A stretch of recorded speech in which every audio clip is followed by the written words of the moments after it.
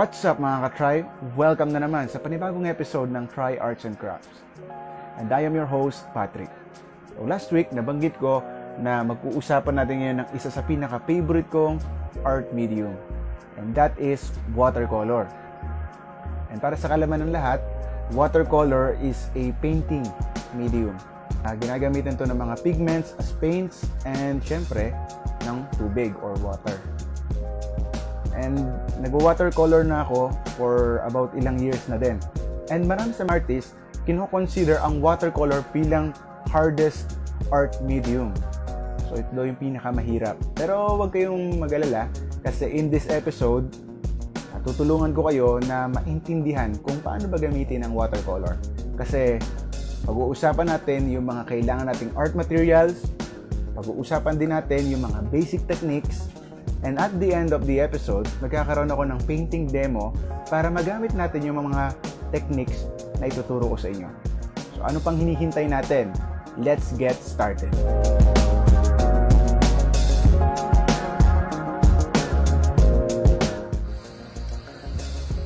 Okay, to get started with watercolor painting, kailangan nating pag-usapan ng ilan sa mga kailangan nating art materials para makapag-start.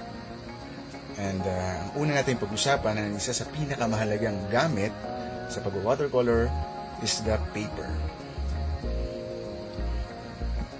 Paper comes in different sizes. So, pwedeng sketchbook form or loose sheets like this. Pag-usapan muna natin itong sketchbooks. So, ito yung mga ilan sa mga watercolor sketchbook ko. Yan, ito yung ilan sa mga paintings ko dito. And makikita nyo, makapal yung ating paper dito sa ating sketchbook. Same with this.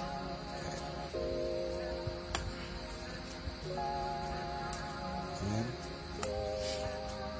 So, makapal yung ating paper. So, pag nag-watercolor tayo, hindi ko marirecommend na gumamit kayo ng ganito. This is your typical copy paper. This is not suitable for watercolor painting. Kasi sobrang nipis niya. And hindi siya sized for watercolor talaga. So mangyayari, mag-warp yung ating papel and dahil sa pagiging basa nito, pwede siyang mabutas. So I do not recommend using copy paper. So ito yung mga recommended ko. Watercolor sketchbooks. Ayan, different sizes. And dito, so makapal din. So ang hanapin natin pag bibili tayo ng paper is 200 GSM. Yun yung weight ng paper.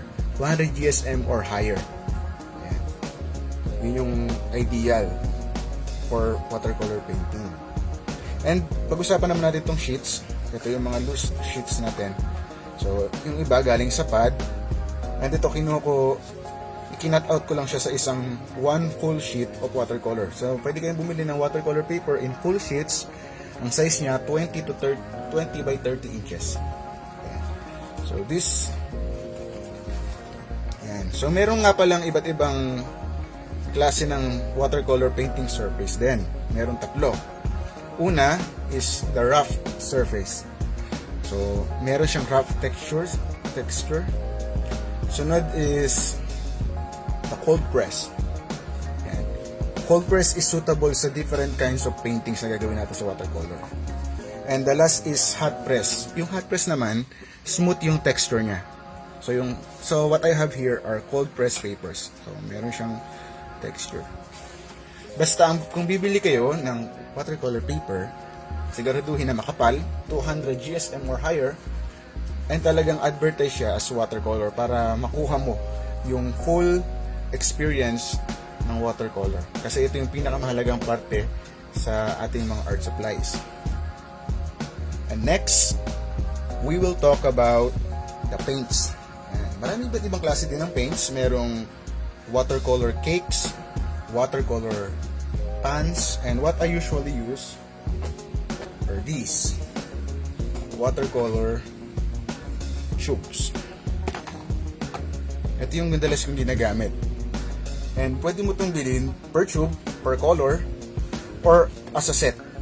this. So ito yung mga nauna kong binili as tubes. So it comes in 5 ml, 10 ml. What I got here is 15 ml na tubes. Okay. And itong brand na to na ginagamit ko is the Shinhan brand. Shinhan PWC Watercolor. Ayan. So ito yung brand na ginagamit ko. And maraming iba't ibang brands ng paints na mabibili tayo sa market. So ito yung ginagamit ko. And I use this with my palette. Yes. So ito yung palette ko. Ayan. And I squeeze the paints here para magamit ko siya sa pag-painting. So we have our yellows, our reds, greens, and blues. Yun yung browns natin dito.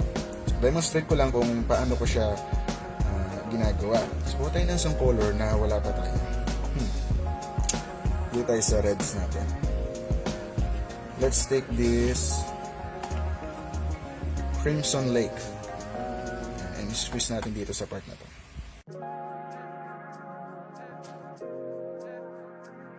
And ngayon, ready na siya para gamitin sa ating painting.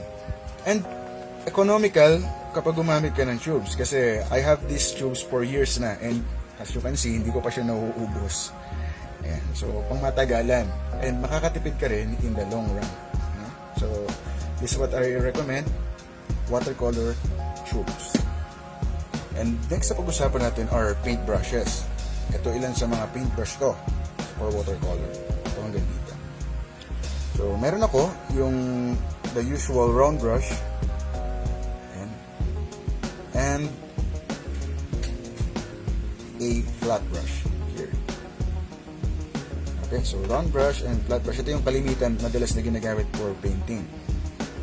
Ayan. So, meron akong mas malaking round brush here and ito, and ito. So, meron nga palang dalawang klase ng brushes sa watercolor. Merong natural hair bristles and synthetic. So this my round brush here is a natural hair brush. It's from Escoda and this is a Kolinsky Tajmir Sable hair brush. Another natural hair brush is this. This is a mop brush and this is a squirrel hair brush. Ang advantage ng natural hair brushes is they tend to hold more water compared sa ating synthetic. Ito, example ng synthetic brush. And this one is another brush from Escoda. This is my trouble brush. And ito naman ay synthetic din, ano? You can use natural hair or synthetic hair basta for watercolor. Okay, so ito yung mga kailangan mo. So, I recommend buying a round brush, a flat brush, and a bigger round brush. Like this or this one. Meron din ako maliit for detail work. And next, what we need are jars of water, syempre. Not just one, but 2 jars of water. Ayan yung ginagamit ko for painting. So, bakit 2 jars? So, makita nyo, isa ay dirty water, isa clean. So one is for clean water and another one is for rinsing your brush. Okay, so ito ginagamit natin, kunyari may paint yung brush natin, dito natin lilinisin yung ating brush.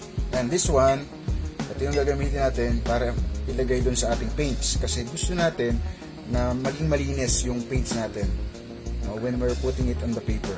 So I recommend using 2 water jars. So, sa simula pa lang, I recommend na gumamit na kayo ng 2 jars of water. And ilan pa sa mga materials na kakailanganin mo are paper towels, scotch tape, and a scratch paper. So, paper towels, kailangan mo to when rinsing your brush. Yan, panglinis ng brush natin kung nagpo-painting. So, removing excess water, cleaning your brush, kailangan mo ng paper towel. And next, tape for mounting your paper sa board. Pag nagpa-painting tayo, usually we mount our paper sa board. So, we need to use tape. And scratch paper, syempre, pag magpe-painting tayo, we need to test our mixes first. Kaya dito natin i-test yung ating mga watercolor mixes bago natin ilagay dun sa ating painting. So, ito yung ginagamit natin. Okay, so ngayon, alam na natin yung ilan sa mga materials na kailangan natin. Pag-usapan naman natin ang ilan sa mga painting techniques na pwede natin gamitin when painting with watercolor. Okay, so we got our setup here.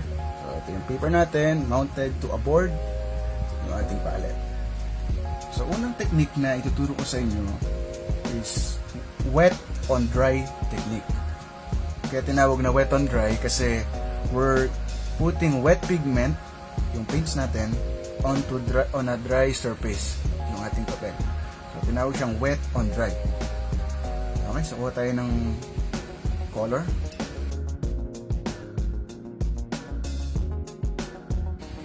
Wet paint onto dry surface. So, ang wet on dry technique ay magpo-produce ng hard edge. Like that. So, try natin makagawa ng isang flat wash. Pag sinabing flat wash, isang even flat color sa ating paper. Ayan, wet on dry technique. Tapos nagawa tayo ng isang flat wash. Ang ganyan nabanggit ko, ang wet on dry technique ay maglilive ng hard edges. So, let's rinse our brush doon sa ating rinsing water. And pag-usapan naman natin yung next technique. And ang tawag naman dito is wet on wet. Tinawag na wet on wet kasi wet paint on wet paper. So, ang una natin gagawin for wet and wet is babasain natin yung ating paper.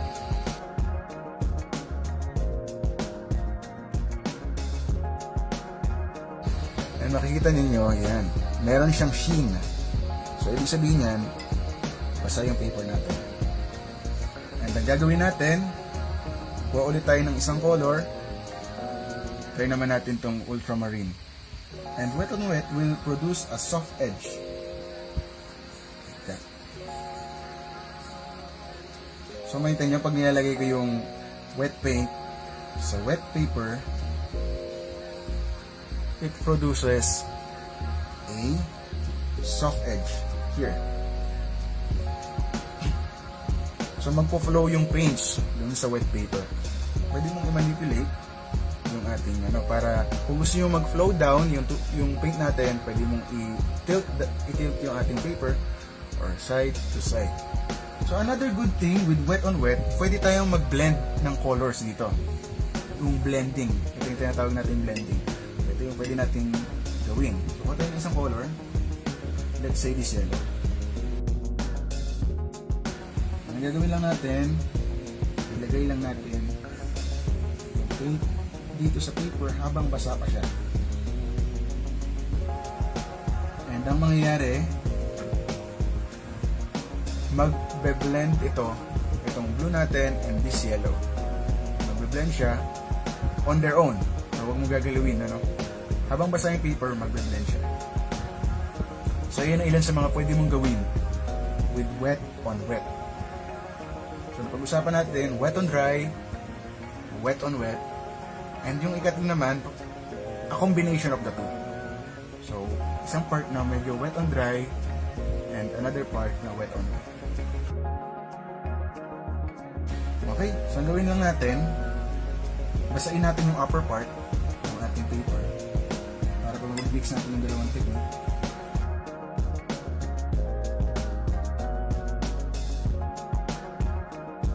Let's try green. Pwede natin siyang pagsamahin at madalas yun yung ginagawa natin. Pinagko-combine natin yung wet on wet technique and yung wet on dry technique sa ating mga paintings.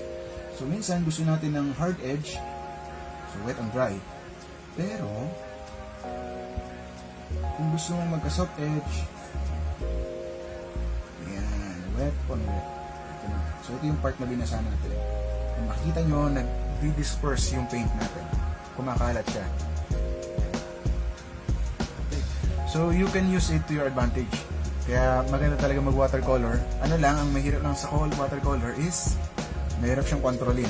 So, ang gagawin lang natin, let the water do its work. pabayaan lang natin siya magkalat ng paints. And kung gusto natin hard edge, ulitin ko, wet on dry. And if soft edge naman yung gusto natin, wet on wet. Okay?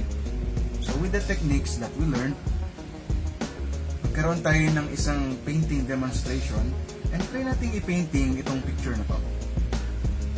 Okay, yung picture na yan is a photo of the beach in Humalig Island in Quezon.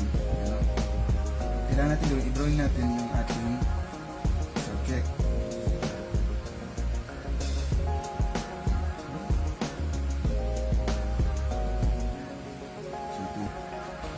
So let's start with the sky.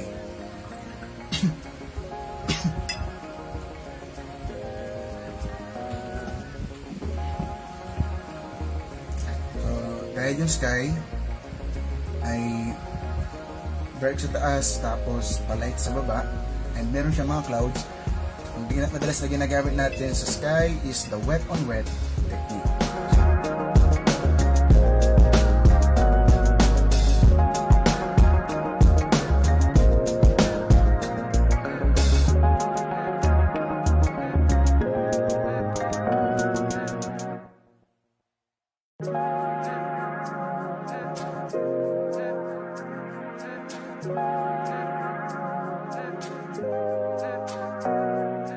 Try naman natin dito sa shoreline.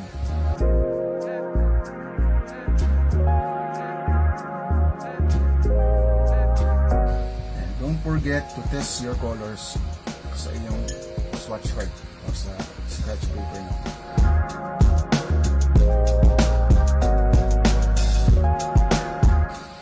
So dito naman, gusto natin magkaroon ng hard edge. So ang gawin natin is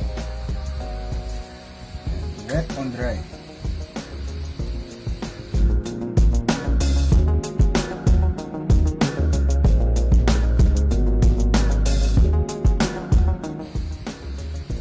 Indicate the tracks. Habang wet pa yung paper, nilalagyan ko siya ng mga lines.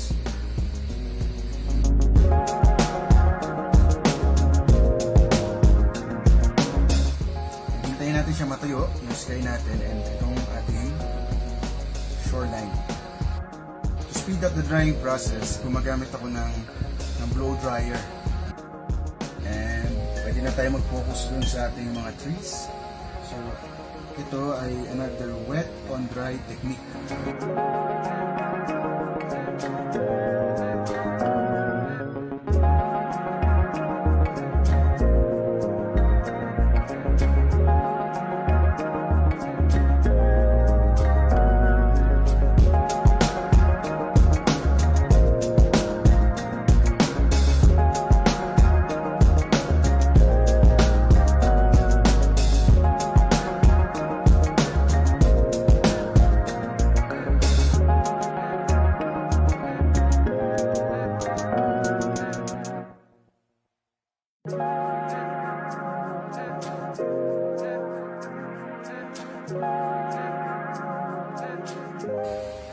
Okay.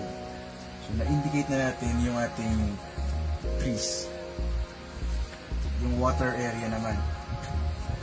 Kunin ulit natin yung blue na ginamit natin for our sky.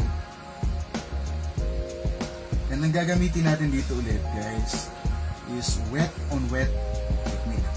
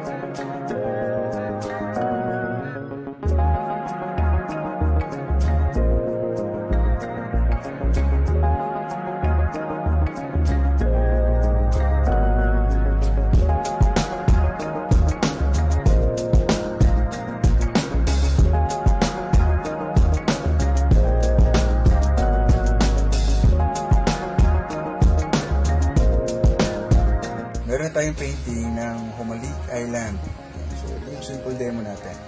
And isa sa mga satisfying part pag nagpipainting ka ng watercolor is removing the tapes. Kasi when you remove the tapes ng isang painting, makikita nyo yung hard edges at yung white ng paper. Dahil naka-tape siya, na-preserve yung white ng paper natin. So, tingnan nga natin.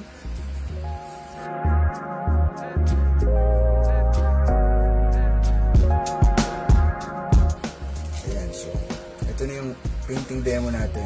And dahil sa tape, nagkaroon siya ng magandang edge. Na-leave yung white ng paper natin. So, sana may natutunan kayo sa ating watercolor tutorial. Yung ating tatlong techniques, tandaan natin, wet on dry, ayan, wet on wet, and a combination of the two. So, magitan ng tatlong technique na to, na painting natin itong simple scene ng Humali Island. Nagkaroon na tayo ng basic idea sa watercolor. At ngayon, siguro, medyo naintindihan na natin kung paano ginagamit yung watercolor as a painting medium. Sana nakatulong ngayon yung episode natin. And if pinalo nyo yung tutorial or pinalo nyo yung mga tinurong techniques and nakagawa kayo ng sarili nyong watercolor painting, pwede nyo i-share yon dito sa ating page. And baka ma-feature natin yan next week. And speaking about next week, episode 11 na pala natin ngayon. That means next week, season finale na ng Try Arts and Crafts. And ang plan namin by next week ay magkaroon ng isang live show. So, sana subaybayan nyo yun. And if meron kayong mga gustong itanong sa akin, pwede kong sagutin by next week, pwede nyo i-comment yun below. Or if may gusto kayong gawin natin, or magkaroon ulit ako ng drawing demo or painting demo na live, pwede kayong mag-comment din below kung yun ang gusto nyo. Ayan. Maraming salamat ulit sa panonood ng ating episode. And as always, ingat tayong lahat and see you on our next episode.